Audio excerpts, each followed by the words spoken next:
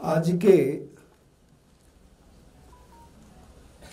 इस उल्लेखनीय पुस्तक के विमोचन समारोह के मुख्य अतिथि माननीय अरुण कुमार जी, सह कार्यवाह राष्ट्रीय स्वयंसेवक संघ, इस कार्यक्रम की अध्यक्षता कर रही डॉक्टर मीनाक्षी जैन जी, वरिष्ठ इतिहासकार, विशिष्ट अतिथि श्री कंचन गुप्ता जी, विशिष्ट अतिथि प्रोफेसर नीरजा गुप्ता जी, सभागार में उपस्थित आदरणीय सुनील आम्बेकर जी, माननीय भारत जी, माननीय जतिन जी, रघुनंदन जी और हमारे आमंत्रण पर आए हुए सभी बंधुओं और भगिनी, आप सबका बहुत बहुत स्वागत है।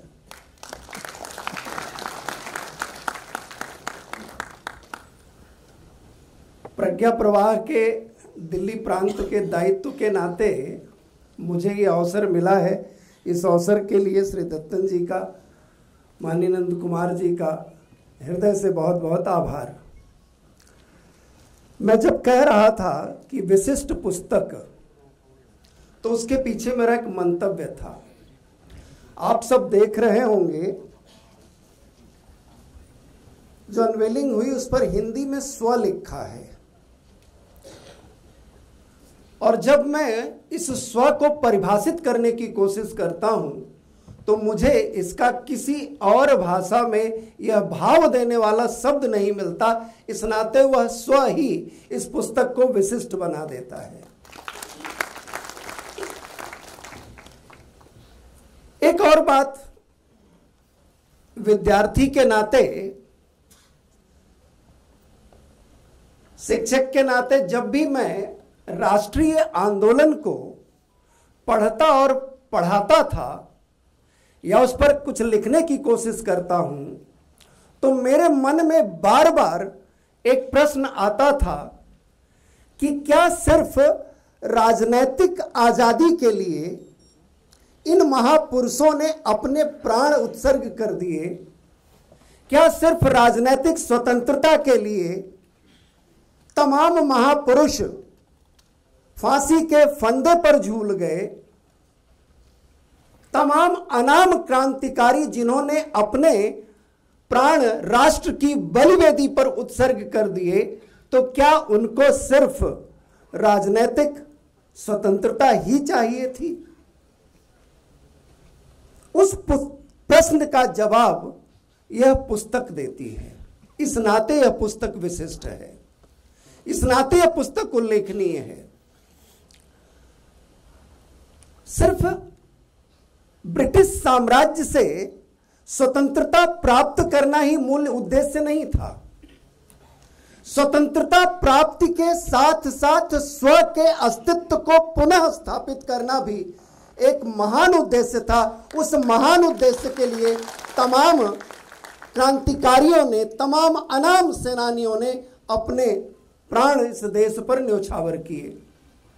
मैं इस मंच से भारत की सरकार को भी बधाई देना चाहता हूं कि आजादी के अमृत महोत्सव में उन अनाम सेनानियों को मुख्य धारा में लाने का, उन पर चर्चा करने का एक अतुलनीय कार्य इस पर्व में हुआ है, जिससे हमारी युवा पीढ़ी को उन सभी के बारे में जानकारी प्राप्त हुई है।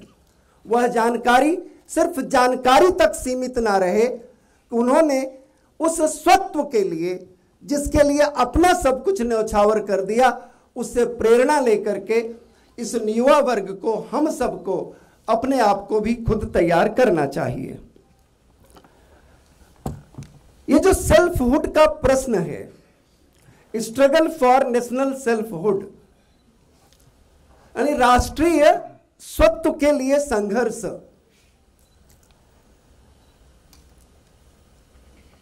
इसकी कल्पना सिविलाइजेशनल वैल्यूज के साथ ही की जा सकती है। हम हजारों वर्ष की संस्कृति हैं, हजारों वर्ष की सभ्यता है।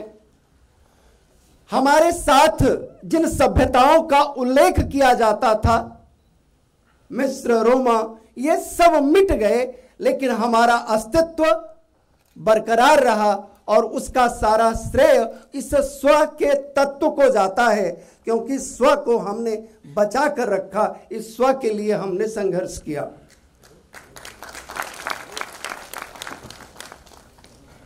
आदरणीय नंद कुमार जी ने 3 शब्दों पर बहुत फोकस किया है इस पुस्तक में, सर्वोदय, स्वराज और स्वदेशी। ये तीनों शब्द सिर्फ अकादमिक जगत में प्रस्तुत होने वाले शब्द नहीं हैं। इन तीनों शब्दों ने भारत की राष्ट्रीय आंदोलन की राजनीति को एक दिशा दी। आप जरा सोच करके देखें, लोकमान्य तिलक के द्वारा शुरू किया गया गणेश महोत्सव, शिवाजी महोत्सव, आज भी बगैर किसी विभेद के समरस भाव से जिस रूप में मनाया जाता है वो उल्लेखनीय है, अनुकरणीय है, वह स्वत्व का परिचायक है। तो तत्कालीन समय में अंग्रेजों के विरुद्ध जो बिगुल उस स्वत्व के माध्यम से, स्व के माध्यम से फूंका गया था, वो आज भी हमारे राष्ट्रीय जीवन को दिशा देता है। बातें बहुत सारी कही जा सकती हैं, क्योंकि आप सब इस पुस्तक के साइज को देख रहे होंगे।